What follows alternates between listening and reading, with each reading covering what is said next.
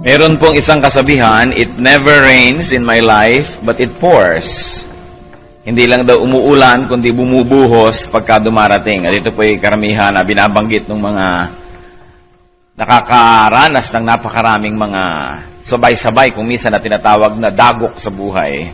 Maraming hirap, maraming pasanin, maraming mga sakit sa buhay. At marami po mga tao, pagod na ang treatment nila sa kanilang buhay, parang isa na lamang na walang katapusang hirap. Kung tayo man yon, ay ano po ba ang mensahe sa atin ng Panginoon? At kung hindi tayo, paano tayo makapag-minister sa mga kapwa natin na ganito ang kalagayan sa buhay? Pagod ang isip, pagod ang puso, pagod ang katawan. Ang atin pong mensahe, nakakapagod ang buhay.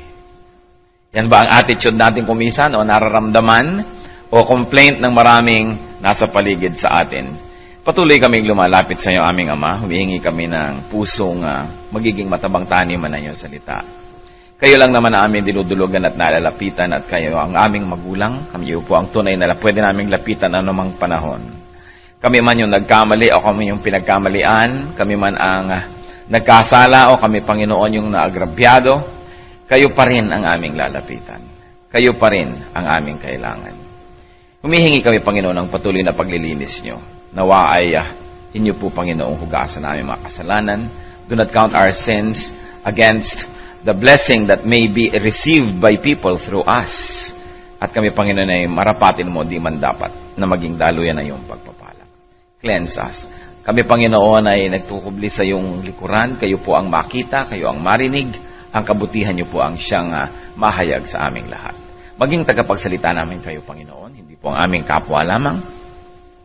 At nawa ang bawat maririnig namin magmula sa inyo. Panginoon, use your servant only as your footstool. Lift up only yourself, and let the message come only from you. We reject and rebuke all presence of evil in Jesus' mighty name. And we dedicate ourselves to listening to your words, to pondering your wisdom, Lord. And may your wisdom flow in us and through us. Lift us up, set us free. In the name of Jesus Christ, we pray. Ito po ang ating mga reklamo sa buhay. Kuminsan, nakakapagod ng mabuhay. Marami kang mariringgang ganyan, lalo yung sunod-sunod ang mga problema.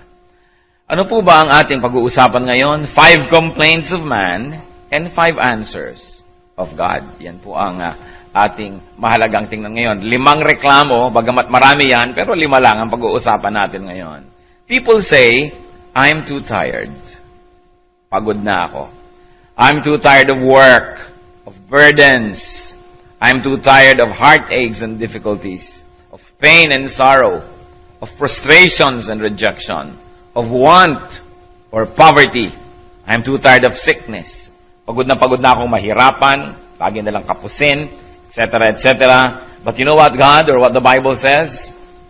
Ang sagot niya sa I am too tired, I will give you rest. Pangako naman yan ng Panginoon Matthew 11:28-30. Come to me, all you who are weary and burdened, and I will give you rest. Take my yoke upon you and learn from me, for I am gentle and humble in heart, and you will find rest for your souls. For my yoke is easy, and my burden is light. Yan ang pangako ng Panginoon. Lumapit kayo sa akin, kayo mga napapagod, kayo mga nabibigat ang lubha, at kayo aking pagpapahingahin. At sabi niya, isuot niyo ang aking pamatok. Alam niyo po yung pamatok na isinusuot sa batok ng mga kabayo, ng mga baka, ng mga kalabaw, para hilahin nila yung kung anumang dapat nilang hilahin.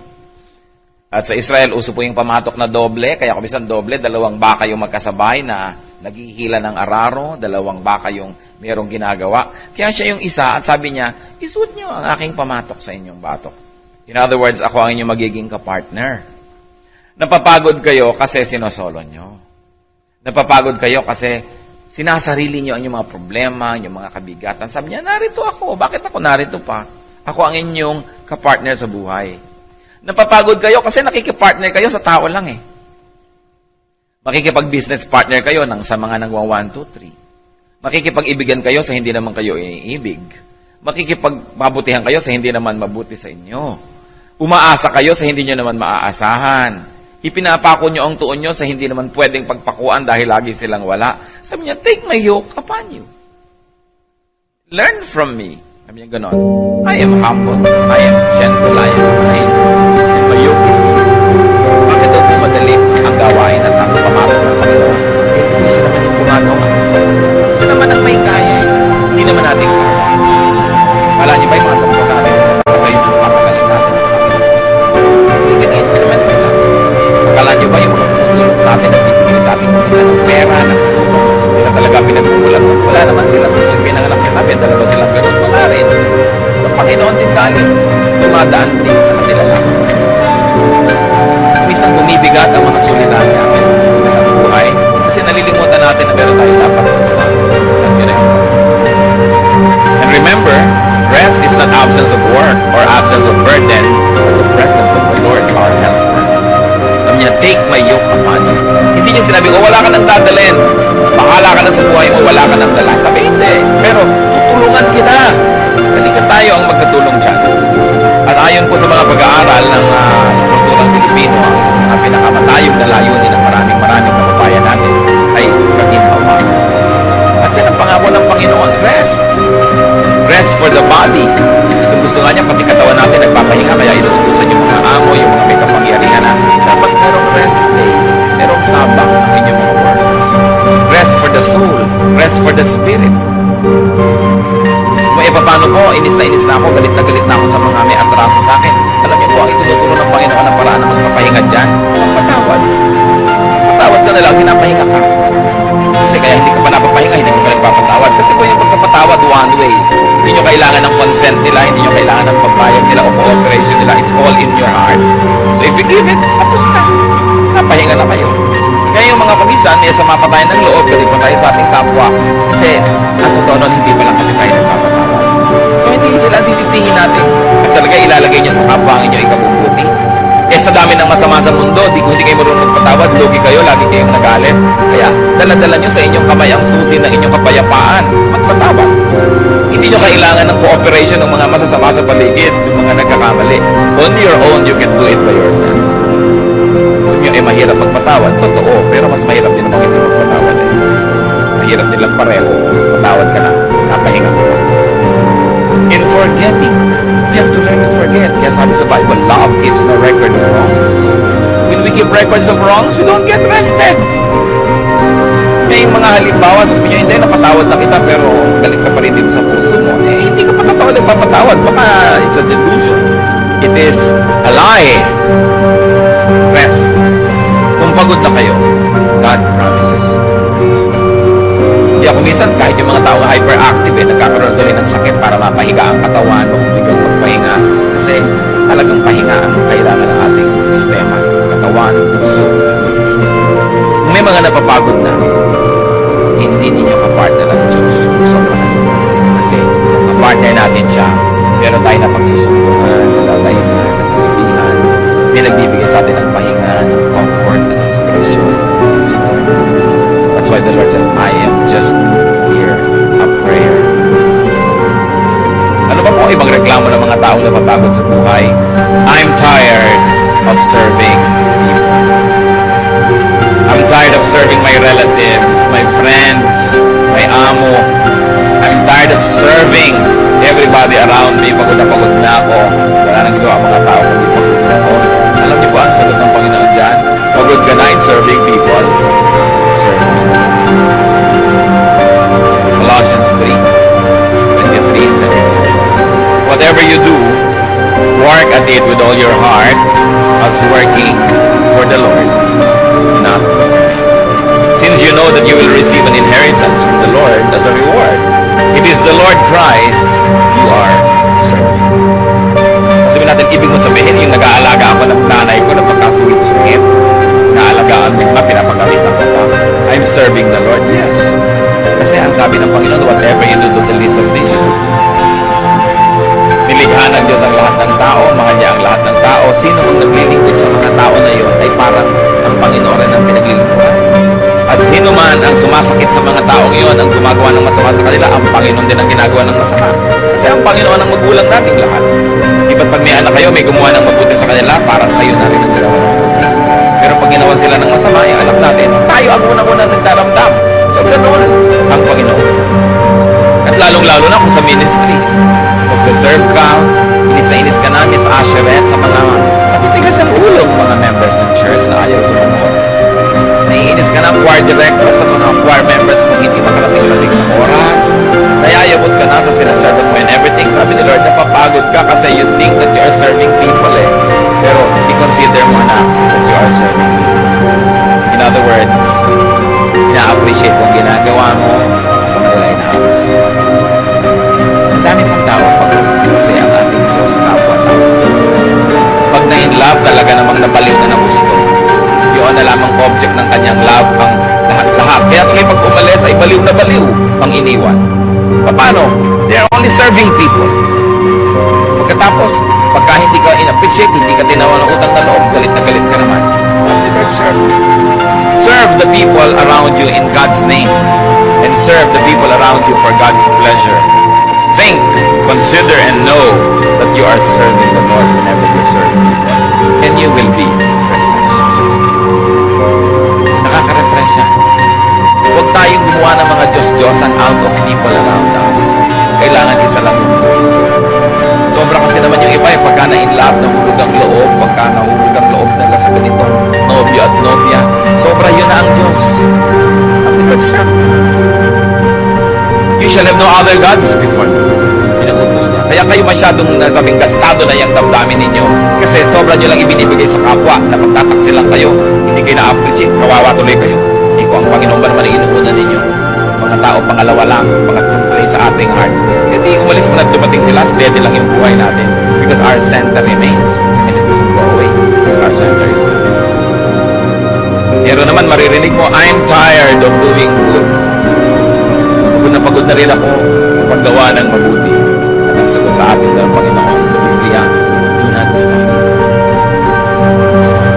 Galatians 6:9. Let us not become weary in doing good, for at the proper time we will reap a harvest if we do not give up. Huwag kang mapagod sa paggawa ng mabuti. Pero nagtanim na po ako, wala pa rin akong inaani. Hinukay-hukay ko na, pinertilize ko na, dinidilig-dilig ko na, ayaw ko na, bubunutin ko na to. Ayaw pala bukas, mamubunga na, nainip ka naman. Sabi, do not become weary in doing good. At the proper time, you will reap a harvest if you do not give up.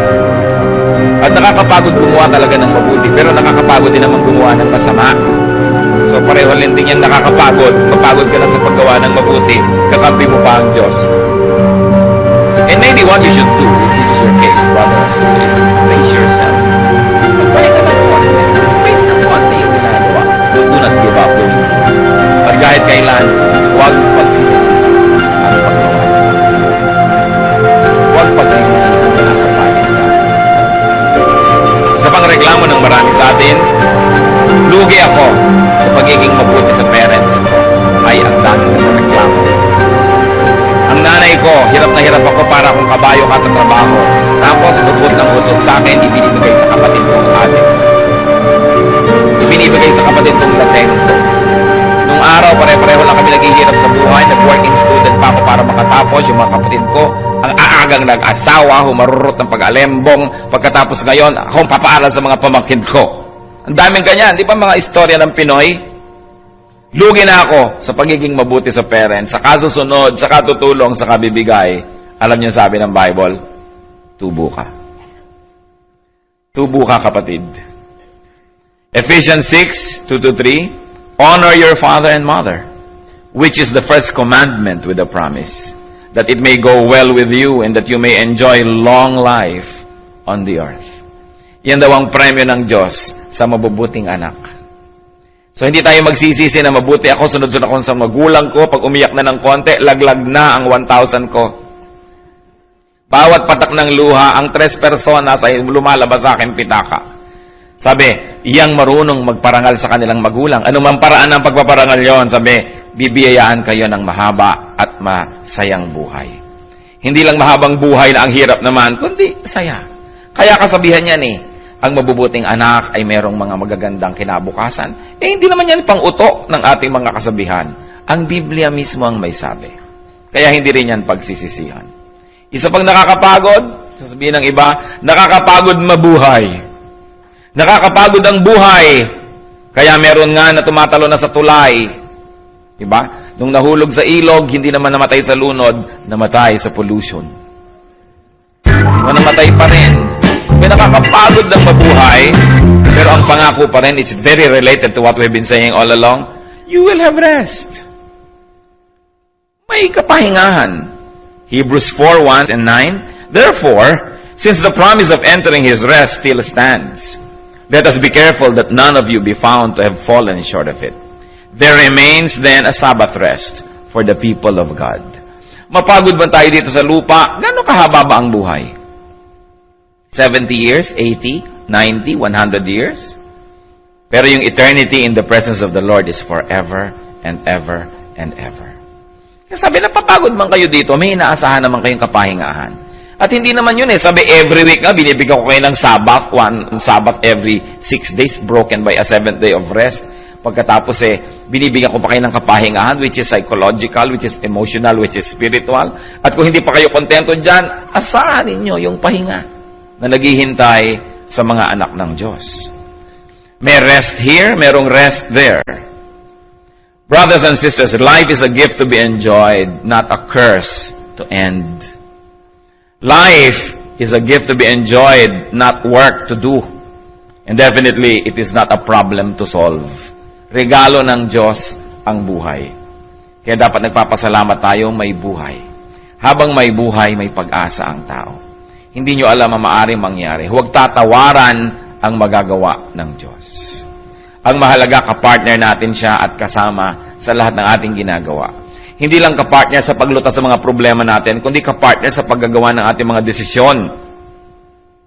Maraming mga tao sobrang napapahamak kasi hindi kasama ang Diyos pag nagde-decide, mag-isa. Tapos pagka sumabit na, nalagay na sa gulo, kasama na ang Diyos. Doon na ngayon hahanapin ng Diyos at doon na ngayon tatawagin ng Diyos. Kailangan decision making pa lang kasama na siya. Kailangan nag-iisip pa lang tayo kung saan dadali ng ating pera, anong bibilhin natin, kanino tayo makikipag-partnership. Kasama na agad ang Diyos. Prayerful na tayo. Bagamat willing naman ng Lord na samahan tayong umahon sa mga nakakahulugan nating pusali, siguro naman kung kasama natin siya sa ating paglalakad, hindi tayo mahuhulog sa mga pusaling yon. Kaya partnership with God is very important. Many people are deceived into feeling and thinking that they are weak or alone or helpless or hopeless because they don't know God's words. Because they don't know God's answers to their questions and to their complaints. John 10:10, the Lord says, I have come that they may have life and have it to the full. Ang kalooban ng Diyos, ang gusto niya, ang buhay natin punong-puno, maganda, mahusay, makulay. So sabihin niyo, paano naman ako sasaya kung mahirap ako, wala akong masyadong pera? Sa palagay niyo ba, lahat ng may pera, masaya? So, paano naman ako sasaya, meron akong kapansanan sa aking katawan? Sa palagay niyo ba, yung lahat ng walang kapansanan, masaya? Yung paano naman ako sasaya, wala akong kabiyak sa buhay? Sa palagay niyo ba, lahat ng may asawa, masaya? Paano naman ako sasaya? Wala akong US visa. Sa palagay niyo ba, lahat ng may visa, masaya? Ang sinasabi ko lang dito mga kapatid, yung kasiyahan is not a matter of your station in life. It's a matter of attitude. Kung ano yung attitude mo, pwede kang sumaya, pwede kang lumungkot. Kailangan, yung attitude natin laging nakababad sa salita ng Diyos. Na lagi tayong positive yung tinitingnan natin sa buhay. Kasi sabi sa Bible, everything that happens is a blessing to those who love God and are called according to His purpose. So may pagpapala ang Diyos, walang swerte-swerte, malas-malas. Alam ng Diyos ang nangyayari sa ating buhay. Kung pinapayagan niya na hindi tayo umunlad sa negosyo, may dahilan. Kung pinapayagan niyang umunlad tayo, may dahilan din. Pinapayagan niyang makamit natin ang gusto natin, may dahilan ng Diyos. At kung hindi siya nagbibigay ng hinihingi natin, may dahilan pa rin siya. At lahat ng dahilan niya ay tama. Kaya dapat nakikita natin yon. Ano ang tama sa pagkakaroon ka ng sakit? Anong tama sa pagbagsak ko sa board exam? Ano ang tama sa pagkakasunog ng aming bahay? Itanong niyo sa Diyos sapagkat siya may sagot. Pero hindi pwedeng magkamali ang Diyos. At ang taong hindi sumasang-ayon sa kalooban ng Diyos, yun ang mga taong malulungkot. Pero yung taong mga sang-ayon, sa tingin ng lahat, parang kawawa naman to, kung ano nangyari, sasabihin pa rin niya, praise God, hallelujah, God is in control, God is my maker, God is my partner. Naratay na sa balig ng karamdaman, sasabihin pa niya, purihin ang Diyos dahil kung hindi pa ako naratay dito, hindi ako matututong magdasal lang mahaba. Purihin ang Diyos kung hindi pa ako nalugi, hindi ako naging mapapalapit sa Diyos, kung hindi pa ako iniwan ng nobyo ko, hindi ako matututong mag-Bible study. Abay, maraming dapat purihin sa Diyos. Pero yung mga tao reklamo ng reklamo, kahit marami ng blessings ang dumarating, hindi pa rin nila nakikita kasi binubulag sila ng mga reklamo. It's a matter of attitude. Mga kapatid, kung malungkot kayo sa buhay, 95% ng dahilan, maaaring kayo rin. Pananaw natin sa buhay. Matthew 22 verse 29, Jesus replied, "You are in error because you do not know the scriptures or the power of God." Maraming pagkakamali tayo sapagkat di natin kilala ang Diyos, di natin alam ang Kanyang salita, at hindi natin ipinapamuhay ang Kanyang katuruan. Ano ang solusyon kung nabibigatan sa buhay? Knowledge of Scripture, knowledge of God, because it will set us free from all the lies that Satan likes us to believe in. Satan is a liar and he is the father of lies. At ang isa sa mga kasinungalingan na yan, ang buhay ay nakakapagod, dapat wakasan, dapat takasan. Kaya anong ginagawa ng iba? Iinom ng isang katerbang sleeping pills. Meron lang tamang oras ng tulog at may tamang oras na gising tayo para ma-appreciate natin ang araw, ang buwan, ang buhay, tapos tutulugin mo lang. Lalasingin mo ang iyong utak para hindi mo malaman ang nangyayari sa planeta. Babangagin mo ang iyong utak, magda-drugs ka para 3 araw kang gising, tapos biglang 3 araw kang tulog. Hindi tayo kasabay sa rhythm ng mundo na nilikha ng Panginoon. Marami, hindi nila na-appreciate ang pang-araw-araw na buhay na ibinibigay ng Panginoon kasi tinatakasan. Umagang-umaga pa lang naglalasing na para malasing na ang utak. Tinatakasan ang mundo. Life is not a prison to escape from. It is a garden to enjoy. But you've got to open your eyes to the beauty of life. Kahit pa nga, marami tayong mga pangangailangan kumisang hindi natutugon. At kung gano'n nga ang nangyayari, dapat pa rin tayo magtanong, bakit ang hirap-hirap ko? Gusto ba ako ng Diyos na maging mahirap? Ano ang mali sa ginagawa ko, sa pamantayan ko sa buhay, sa estilo ko sa buhay? Bakit puro na lang hirap? Kasi alangan namang nilikha ako ng Diyos para paghirapin. It is important to know God. At sa Isaiah 8:19, should not a people inquire of their God? Meron tayong tanong, lumapit sa Diyos. Meron tayong mga duda, sa Diyos tayo magtapat. Sa Diyos tayo lumapit. Sa Kanya tayo humingi ng mga kasagutan. May layunin, may misyon, may ganda ang buhay. Huwag nating payagan na yung kapangitan na ugali ng ating kapwa ay magtakip sa ating mata para mabulag tayo sa ganda ng buhay. When people live together, some will smile and some will frown. But you need not mind them. Travel on as best as you can. Take people as you find them. At huwag niyong gawin ang buhay niyo na reformatory institution ng planeta na lahat ng tao sa paligid gusto niyong baguhin. Ang una muna ay magpabago tayo sa Diyos, baguhin natin ating sarili sa tulong ng Diyos, at kung magkakaroon tayo ng positive influence sa ating kapwa, mabuti. Pero higit lalong sumasaya tayo kung ang pinag-aaralan natin is to accept people rather than to change them. Because to change people, you have to change what? How many billion people on the planet? How many people around us must you change? And then look around you, face the mirror and say, ang sarili ko ba, nabago ko na talaga? Kung hindi pa, paano nyo naman aambisyoning baguhin ang inyong kapaligiran at ang inyong kapwa? Kaya yung marunong tumanggap sa kapwa, yun ang sumasaya. Yung bang, talagang ganyan na nga yung nanay ko, kung magbabago, mabuti, kung hindi, andyan na yan, appreciate na lang kung ano yung mabuti. Ganyan na talaga yung asawa ko, ganyan na talaga yung kapitbahay ko, yung biyanan ko, sige, tanggapin na lang. Kasi kung lagi ka na lang magrereklamo tungkol sa hindi niya ikinasusunod sa kagustuhan mo, hindi ka mauubusan, kapatid, ng irereklamo sa buhay. Kaya yung marunong magpatawad at marunong tumanggap sa kapwa, yun ang mga taong gumagaan ang dibdib. Yun ang gumagaan ang buhay. Sapagkat kung susuriin, ang pinakamabibigat na dala ng tao ay yung unhappiness about other people around them.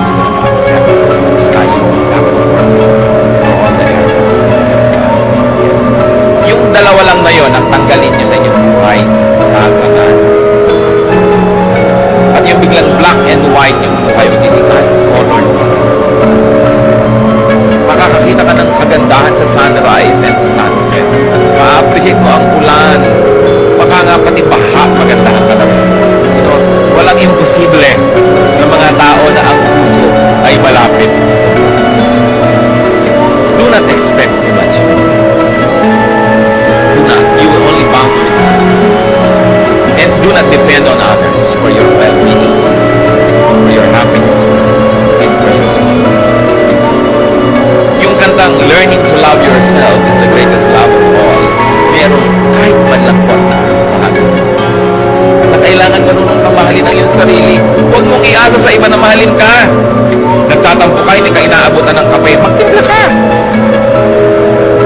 Nagtatampo ka, hindi ka pinadala ng bulaklak. Bumili ka ng bulaklak at ibigay mo sa sarili mo. Treat yourself well.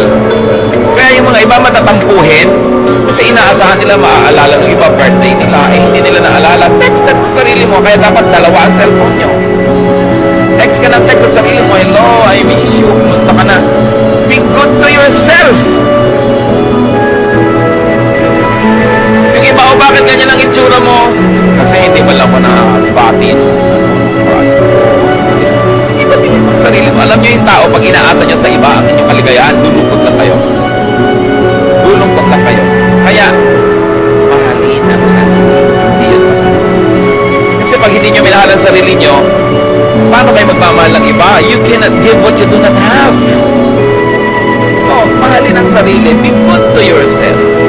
Yung iba, kaya ayun, o bakit ito naglalakad sa tabi ng dagat at gustong tumalon?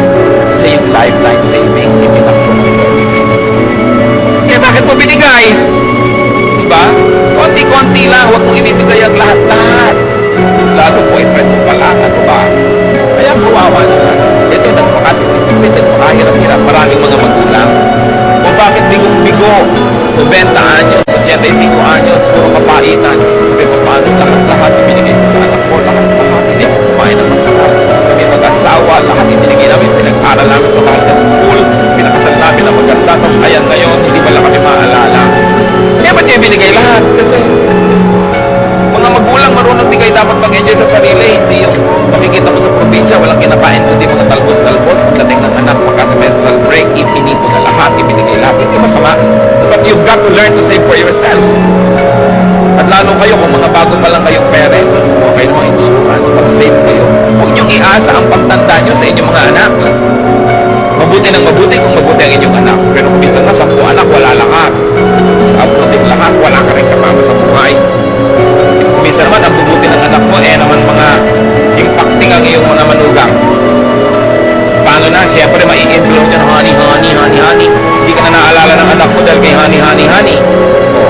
Kaya dapat, nagtitira sa sarili. Huwag niyong ibibigay lahat. Huwag niyong iaasa sa iba ang inyong kakanin o hihinga o hihigan. Dahil pag hindi kayo inalala, paano? Di kawawa kayo. Sabi ng kanta, learning to love yourself.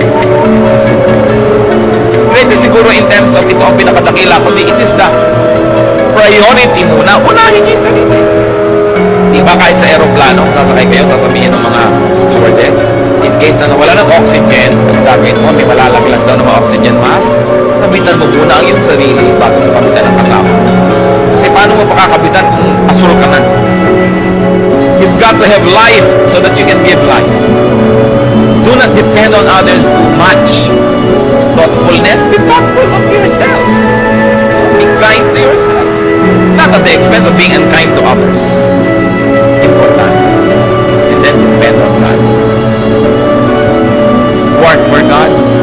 Work whatever your burden is. So ano po ang mga dapat nating isipin? Ano ang mga dapat nating maalala sa mga reklamo? Sinabi ng Panginoon, I'll give you rest. You're tired of serving people, Lord, serve. You're tired of doing good, sabi Lord, don't stop. Pahinga ka lang ng konti, gawin mo